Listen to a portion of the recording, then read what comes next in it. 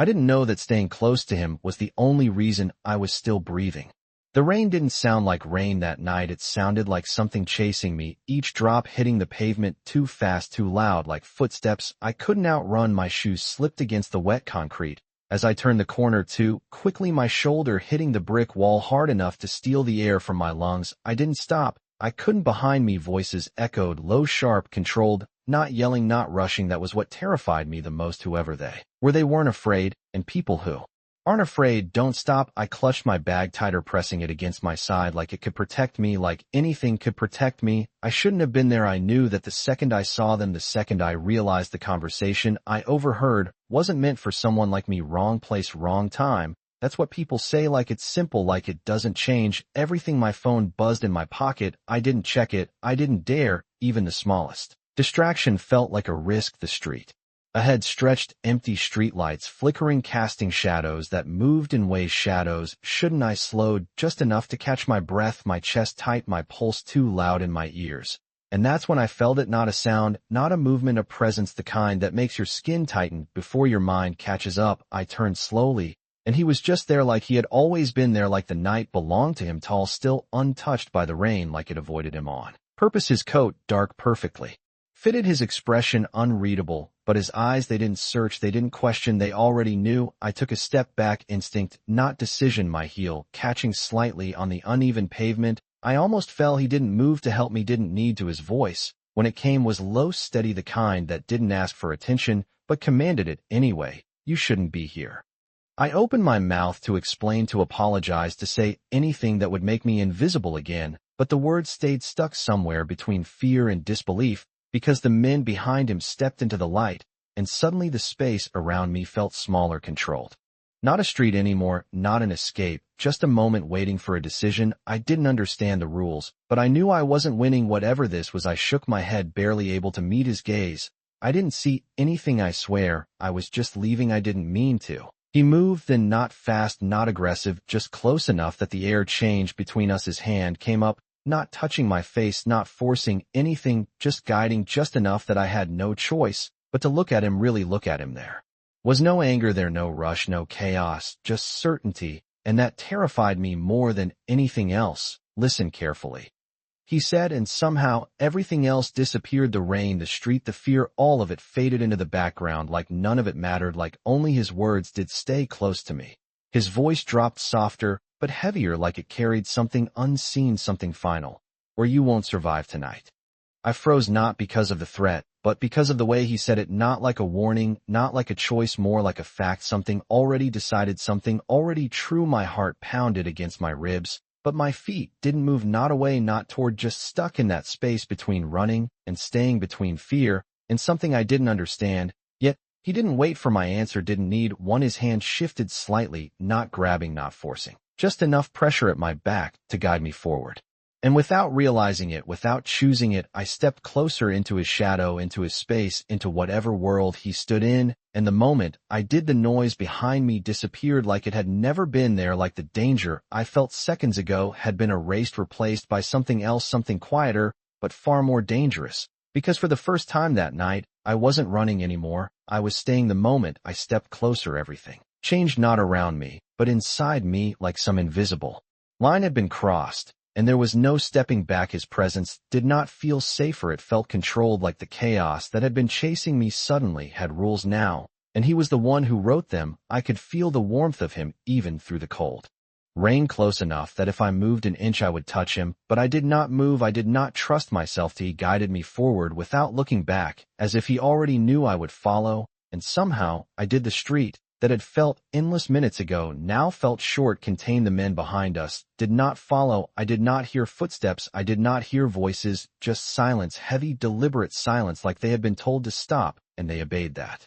scared me more than anything else. Obedience like that did not come from fear, it came from power. A black car waited at the curb, engine running, headlights cutting through the rain like a blade. The driver stepped out the second we approached, opening the rear door, without a word, without a glance at me, like I was not even a question, just part of a decision that had already been made. I hesitated, my body finally catching up with the reality of what was happening. This was the moment I could still run. Maybe not far, maybe not fast, but it would be my choice.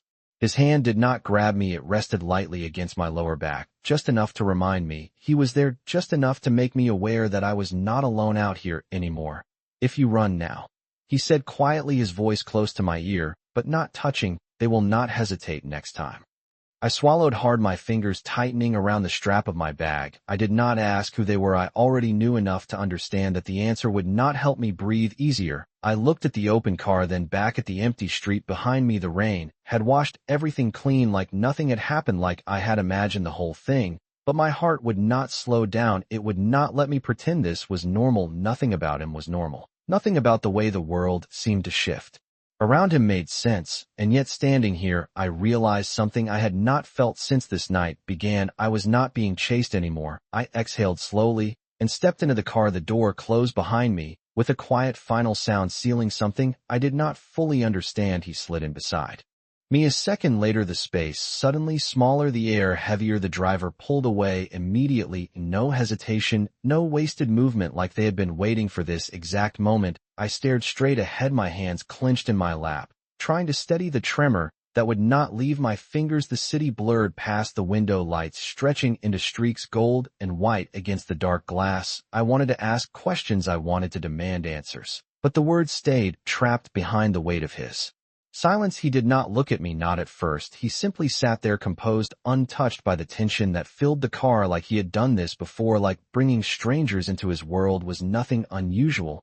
And maybe it was not. Maybe this was just another night for him, another decision, another life redirected by a single sentence. I turned my head slightly, studying him, without meaning, to the sharp lines of his face, the calm in his expression, the way he held himself, like nothing could reach him. Not fear, not doubt, not consequences. What happens now?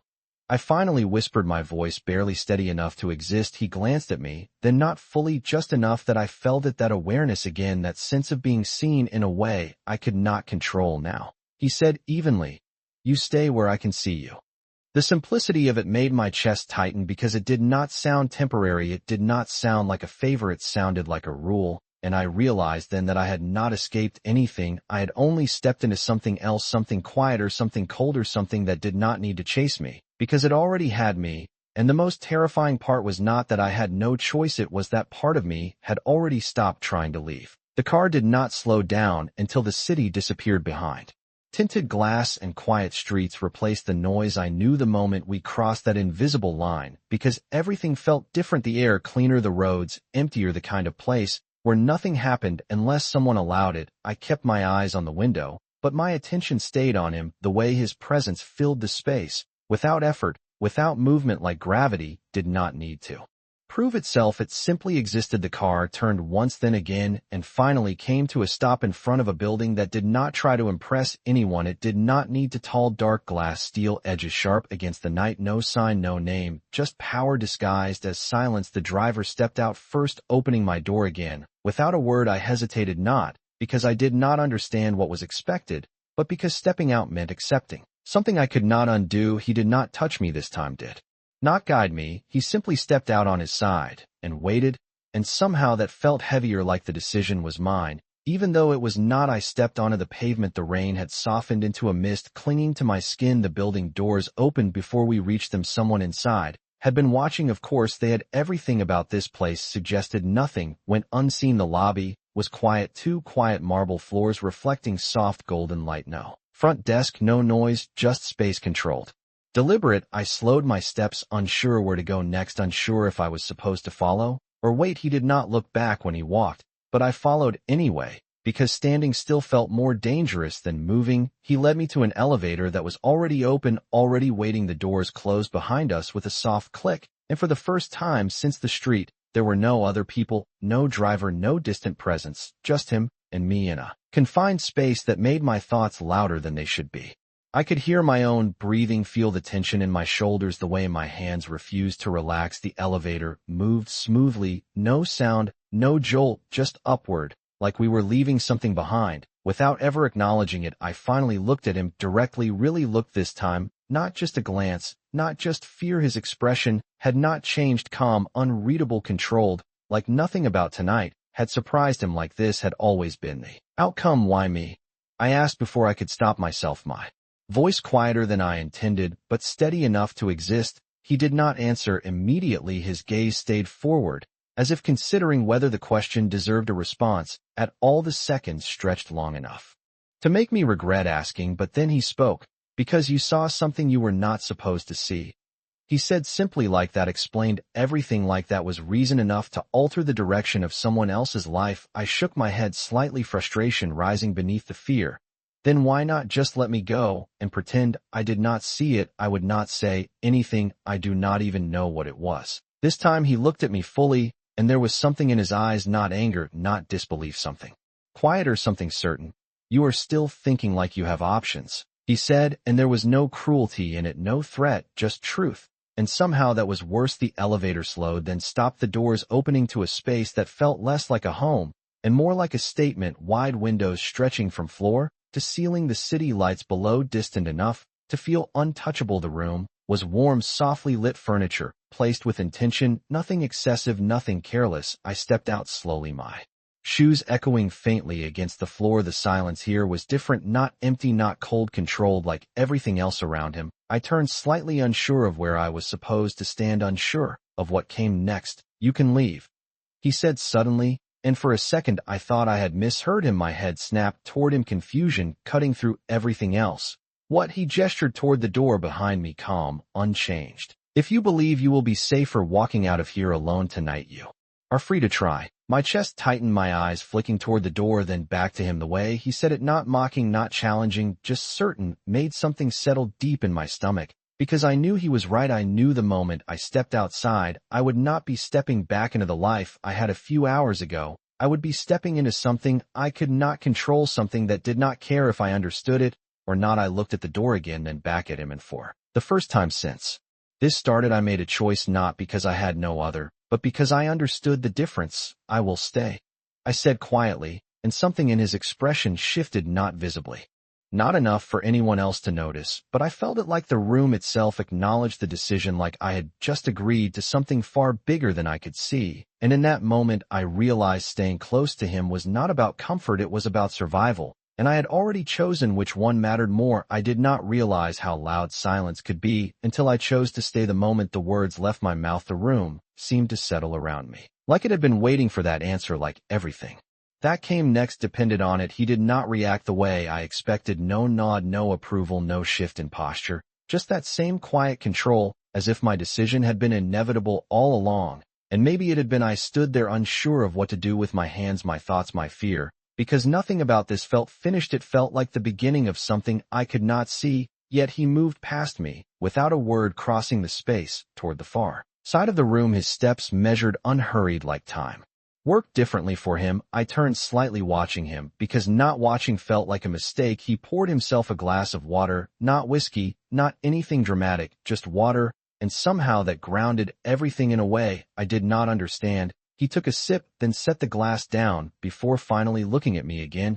You should sit, he said, his voice calm, not commanding, but not optional either. I hesitated for half a second before lowering myself onto the edge of the couch, my body stiff, like I was afraid the furniture might reject me, like I did not belong in a place this controlled, this precise. He remained standing for a moment, studying me, not in a way that felt invasive, but in a way that felt thorough, like he was reading something written beneath the surface. You are trying to understand what this is, he said, and it was not a question. I let out a breath I did not realize I was holding. I am trying to understand why I am still here, I admitted, because pretending felt pointless now.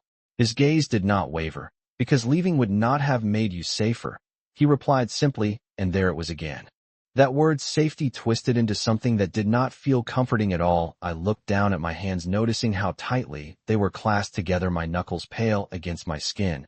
You keep saying that like it is the only thing that matters, I said quietly. He stepped closer, not too close, just enough that I felt the shift again, the subtle change in the air. Tonight it is, he answered, and something in his tone made it clear that this was temporary, not forever, not a promise, just a reality that existed right now and nowhere else. I swallowed, forcing myself to meet his eyes. And tomorrow? I asked, because if I did not ask now, I would not ask at all. He was silent for a moment, and for the first time since I met him, I saw something different, not uncertainty, but calculation. Like tomorrow was not something he guessed at, it was something he controlled. Tomorrow depends on how well you understand what tonight required. He said finally, and I did not fully understand what that meant, but I felt it. Settle somewhere deep enough that I knew it mattered. I shifted slightly on the couch, the tension in my shoulders refusing to leave. So what happens now? Do I just stay here and wait? He shook his head once, small, deliberate. You rest, he said, and the simplicity of it caught me off guard, because rest was not what I expected, not after everything that had happened, not after everything I had seen. You are not a prisoner, he added, and something about the way he said it made me believe him even if I did not fully trust it yet. But you are not free to ignore what is outside either. I looked toward the floor-to-ceiling windows, the city lights, distant, quiet, like they belonged to another life, one I had stepped out of without realizing it. This place is monitored, he continued, not as a threat, but as information. No one comes in without my knowledge, and no one leaves without me knowing where they are going. I let out a small breath, somewhere between a laugh and disbelief. That does not sound like freedom. He tilted his head slightly, studying me again. It sounds like survival, he corrected, and the words landed heavier than anything else he had said.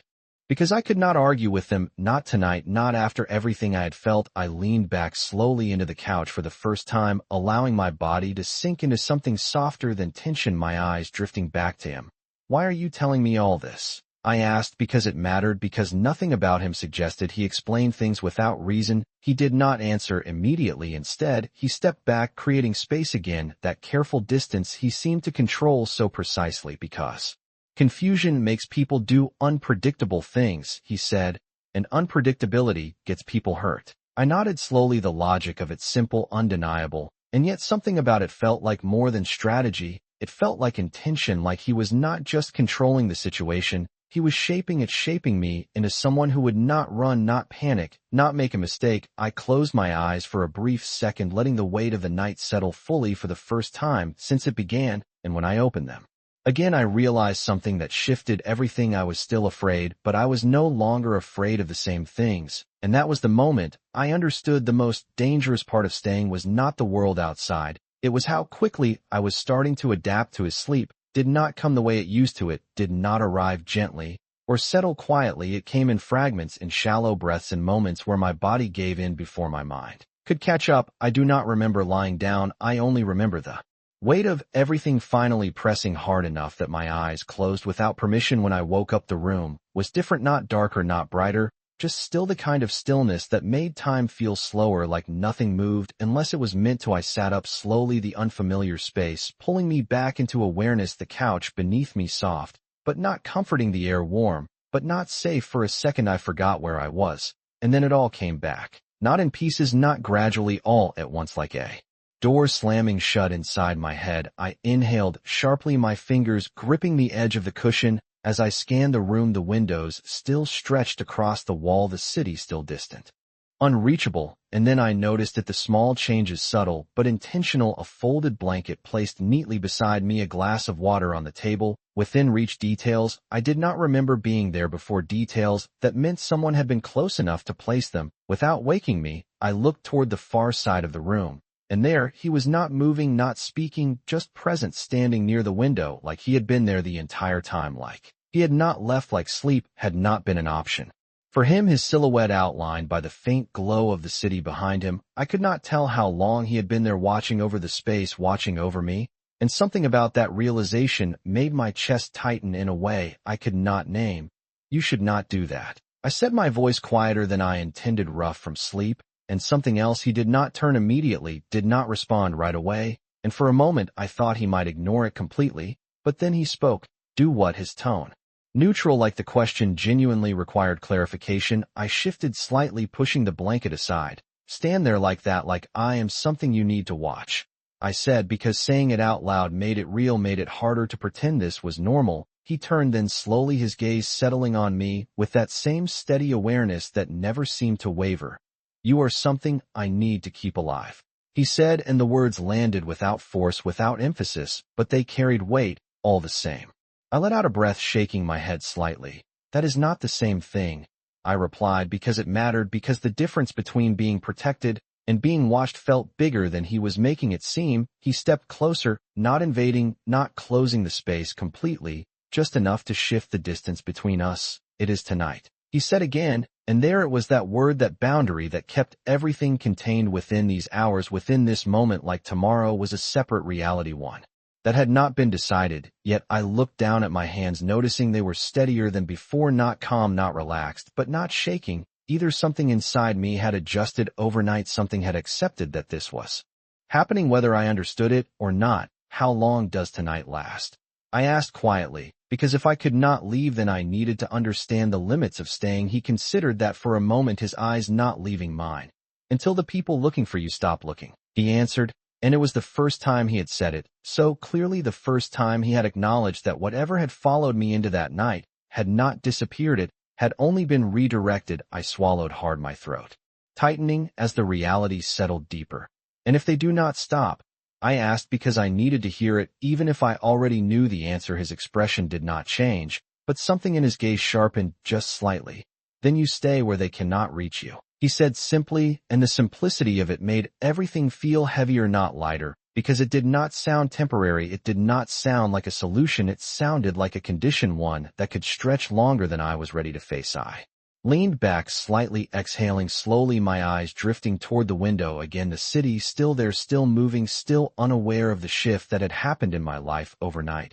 You make it sound easy, I murmured. He followed my gaze for a second before looking back at me. It is not easy, he said. It is controlled. And somehow that felt more honest, more dangerous, because control meant intention. It meant every move, every choice, every outcome had already been considered before I even realized I was part of it. I nodded slowly, not because I agreed, but because I understood, and that was worse. Understanding meant I could not pretend anymore. It meant I saw the shape of what this was becoming, and as I sat there in a place that was not mine with a man I did not know, I realized something that settled deeper than fear. I was no longer waiting for things to go back to normal. I was starting to understand that normal was no longer an option. Morning did not arrive with sunlight, it arrived with awareness, the kind that settled in slowly but stayed heavy. I stood near the window, now the same place he had stood before, my reflection faint against the glass, the city stretching out below. Like it had nothing to do with me anymore. I could see people moving, cars passing, lights changing, a world continuing without hesitation, and for the first time I felt separate from it, not hidden, not gone, just removed, like I had stepped outside of something I could not return to. The door behind me opened softly. I did not turn right away. I already knew it was him. I could feel it, the shift in the air, the quiet certainty that followed him everywhere. You are awake earlier than I expected, he said. His voice, calm, as always, like time, meant something different to him. I crossed my arms slightly, not out of defiance, just to ground myself. I am not used to sleeping in places that are not mine, I replied honestly, because pretending comfort felt unnecessary. He walked further into the room, stopping a few feet behind me, not too close, not distant, just that same measured space he always kept. You will adjust, he said simply, and something about that made me turn, because adjust sounded permanent. Adjust sounded like this was not ending soon. That sounds like you expect me to stay longer than tonight, I said, studying his face, searching for something that would confirm or deny it. He did not avoid the question. He never did. I expect you to stay as long as necessary, he answered. And there it was again, that word necessary. Like everything in his world followed that rule, not what he wanted, not what I wanted, what was required. I let out a slow breath, turning back toward the window. You keep saying that like it is simple, but you still have not told me what exactly I saw that made me necessary, I said, because that question had been building since the beginning. He was quiet for a moment, and I felt it, that shift again, not hesitation, not uncertainty, something closer to decision, like he was choosing how much to let me see. You saw a conversation that does not belong in the open, he said finally, and more importantly, you were seen seeing it. I frowned slightly, my mind trying to piece together something solid from words that still felt too abstract. People talk all the time. That does not mean they chase strangers through the street, I said, and even as I spoke it, I knew how small it sounded compared to what I had felt that night. He stepped closer again, just enough to pull my focus back to him. The people you crossed paths with do not leave uncertainty behind, he said, and right now you are uncertainty. The word lingered between us, heavier than anything else, because it made sense in a way I could not ignore. Uncertainty was not something controlled. It was something eliminated. I swallowed hard, my throat tightening as the meaning settled deeper. So I am a problem, I said quietly. He shook his head once, not dismissing, not correcting, just reframing. You are a variable. He replied, and somehow that was worse, because a problem could be solved, a variable could be changed, adjusted, removed, depending on what was needed. I looked away again, my chest tightening, as the reality shifted into something clearer, something colder. And you are what the solution looks like. I added before I could stop myself. He did not respond right away, and that silence told me enough. He was not denying it, he was allowing me to understand it in my own way. I let out a breath, my shoulders lowering slightly, as something inside me settled, not calm, not acceptance, but awareness, the kind that made everything sharper, clearer, harder to ignore.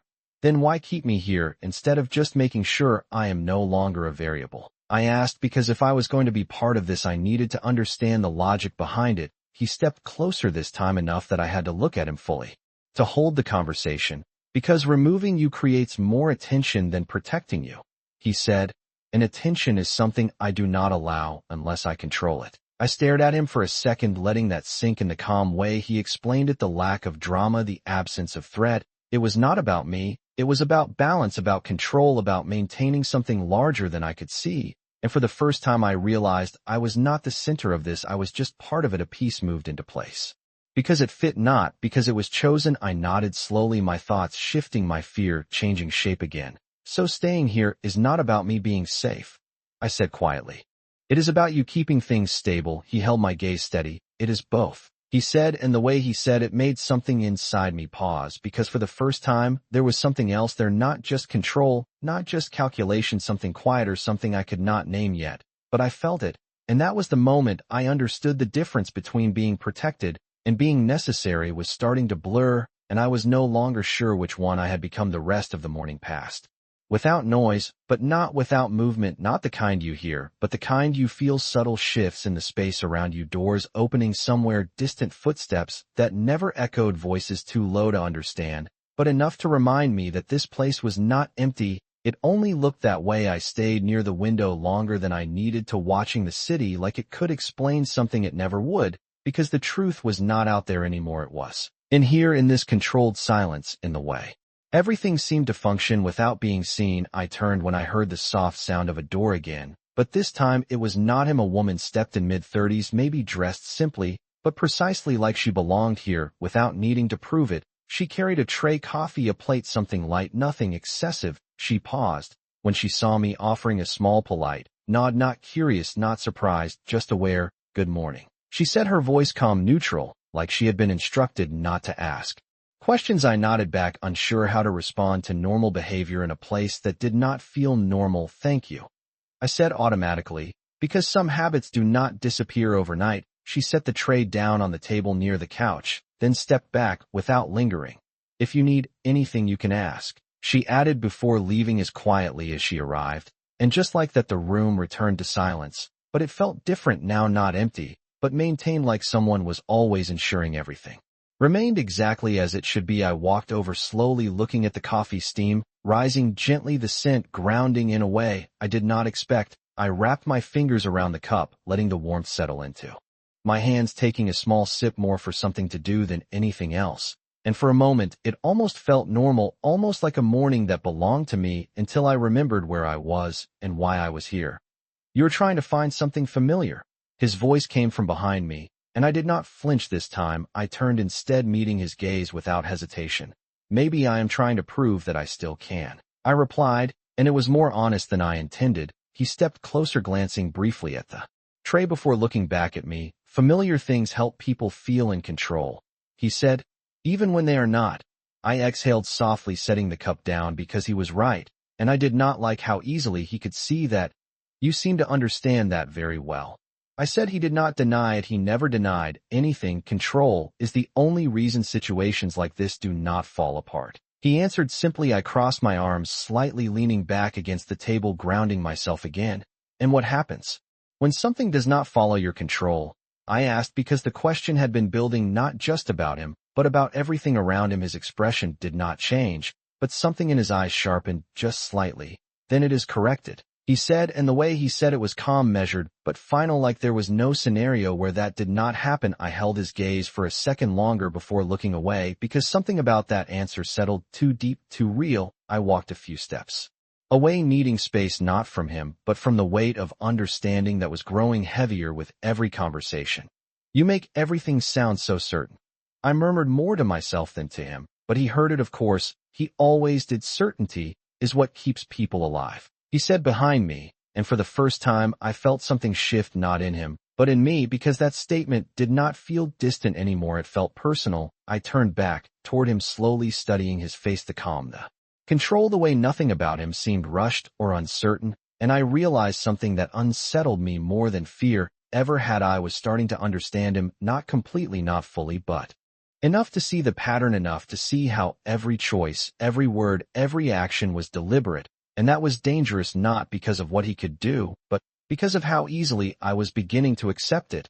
And where do I fit into all of that certainty?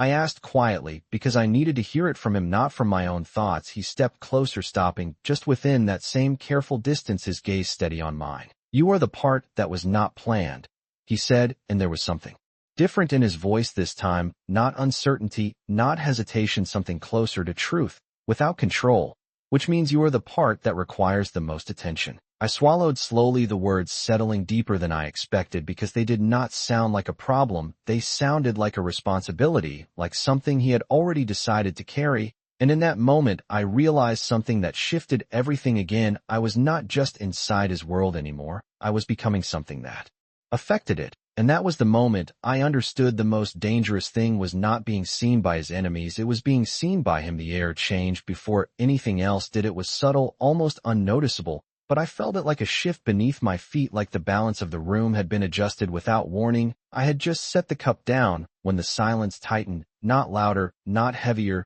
just sharper, like something unseen had entered the space without needing permission. I looked toward him immediately, because instinct told me he already knew, and I was right. His posture had not changed, but his attention had. The stillness around him was no longer calm. It was focused, precise, like everything in him had aligned towards something I could not see. What is it? I asked quietly, because even though I did not understand, I felt it, the difference between before and now. He did not answer right away, his gaze shifting slightly toward the door, not moving, just calculating, and that was when I realized something else. This place might look controlled, but it was not isolated. It was connected to something larger, something that could reach even here. Stay here, he said, and it was not a suggestion. It was the first time his voice carried something closer to command than calm. I did not argue. I did not move, because whatever had changed, it was not something I wanted to step into blindly. He crossed the room quickly, but not rushed, opening the door just enough to speak to someone outside, his voice low, controlled, too quiet for me to catch the words.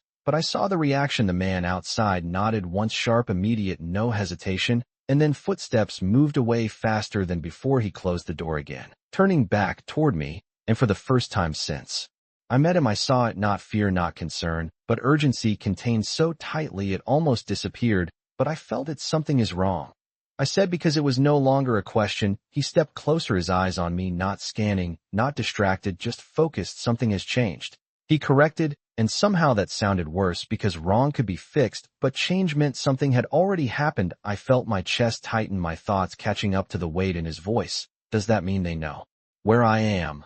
I asked, and even saying it out loud made my pulse quicken. He held my gaze steady, and for a moment he did not answer, and that silence told me enough before he spoke.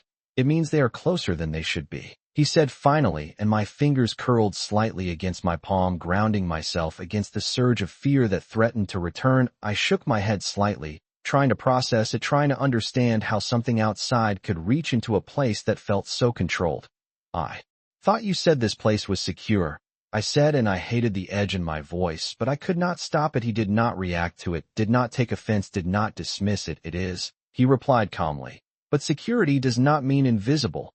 I exhaled slowly, my mind racing through possibilities, none of them good, none of them clear. So what happens now? I asked, because that question felt heavier than it had before. He looked at me for a second longer, and something in his expression shifted again, not losing control, not breaking composure, but adjusting, like a new variable had been added, and he had already started recalculating. Now you stay closer than before, he said, and the words landed differently this time, not just a warning, not just protection, something more immediate, something that did not allow space for misunderstanding. I frowned slightly, confusion mixing with the fear that had begun to settle again. I am already here. I am not going anywhere, I said, but he shook his head once, stepping even closer until the distance between us disappeared, not touching, not forcing, but close enough that I could feel the heat of him, the steadiness of him, like standing near. Something solid in the middle of something uncertain. Not here, he said quietly with me. The difference was small, but it changed everything, because staying in this place was one thing, staying within his reach was another. I hesitated for half a second, my instincts pulling in two directions, one telling me to step back, to create space, to hold on to something that still felt like mine, and the other telling me that space was no longer safe, that distance was not protection anymore. I looked up at him, searching for something that would make the decision easier, but all I found was certainty, the same certainty that had followed him from the moment I saw him on that street. And without fully realizing it, without deciding it the way I thought I would, I stepped closer, closing that last inch of distance, choosing proximity over fear, choosing him over the unknown, and the moment I did, something settled, not around me, but inside me, like a line had been crossed again, one I would not be able to step back from. And that was the moment I understood staying close to him was no longer just about survival. It was becoming something I could not explain, but could no longer ignore. The space between us disappeared, and with it something else, something I did not realize. I was still holding on to the illusion that I could step back whenever I wanted, that I still had a version of control that belonged only to me, but standing there close enough to feel the steadiness of him, I understood that control had shifted, not taken, not forced, but replaced by something stronger, something that did not ask for permission. The silence returned, but it was no longer the same. It was tighter, sharper, filled with something waiting. I could feel my heartbeat, not racing, not panic, just aware, like every part of me had adjusted to a different rhythm, one that matched the tension in the room. You feel it now, he said quietly, and it was not a question. I nodded before I could stop myself, because denying it would have been pointless. Yes, I admitted, my voice steady but lower than before. It is different. His gaze did not leave mine.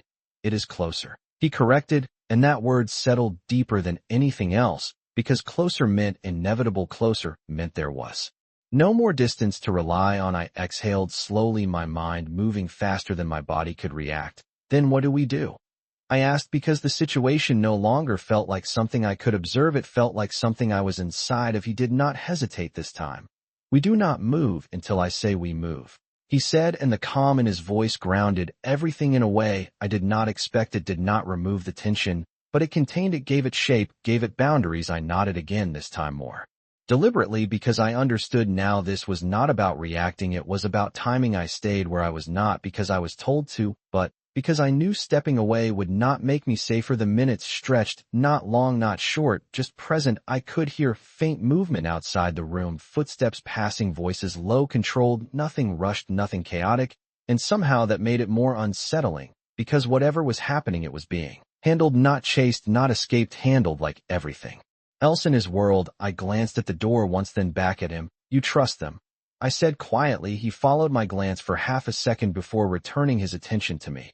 I trust the system I put in place, he replied, and again it was not arrogance, it was certainty, the kind that came from experience, not assumption. I let that settle for a moment before asking the question that had been building beneath everything else. And what happens if your system fails? He did not look away, did not deflect, did not soften the answer. Then I do not, he said, and the simplicity of it left no room for doubt, because it was not a reassurance, it was a fact, something he believed without question, something he had proven before. I swallowed slowly, my throat tight, not from fear, but from understanding, because that answer was not just about him. It included me. It included what would happen if things went wrong. And for the first time, I realized something that changed the shape of everything. I was not just being protected, I was being accounted for, like a factor that could not be ignored, like something that had already been placed within his system, whether I wanted it or not. The door opened suddenly, not violently, not abruptly, but with purpose. The same man from before stepped inside, his posture straight, his expression controlled, but there was something in his eyes, something alert, something finished. It is handled, he said simply, and the words moved through the room like a shift in pressure, like something tight had just been released. I felt my shoulders lower slightly before I even realized they had been tense. He gave a small nod, nothing more, nothing less, and the man left as quietly as he had come, the door closing behind him, restoring the silence. But this time, it was different. This time, it was calm again, not empty, not sharp, just steady. I let out a breath. I had been holding longer than I realized, my body finally catching up to the moment, the tension leaving in slow waves. I looked at him, searching for confirmation for something that would make sense of what just happened. "So it is over," I said quietly. He studied me for a second before answering. "For now," he said, and that was enough. That was all he needed to say, because I understood now. Nothing in his world ended completely. It shifted, it paused, it adjusted, but it never truly disappeared. I nodded slowly, my thoughts settling into something clearer, something stronger than before. "Then I am still here," I said, not as a question, but as a realization. His gaze softened just slightly, not enough for anyone else to notice, but I saw it. "You are," he confirmed, and for the first time since this began, those words did not feel like a warning. They felt like a truth I had chosen, and in that moment I realized something that stayed with me longer than the fear, longer than the uncertainty. I was not staying because I had no choice anymore. I was staying because leaving no longer made sense. And that was the moment I understood. He did not just keep me alive, he changed what survival meant.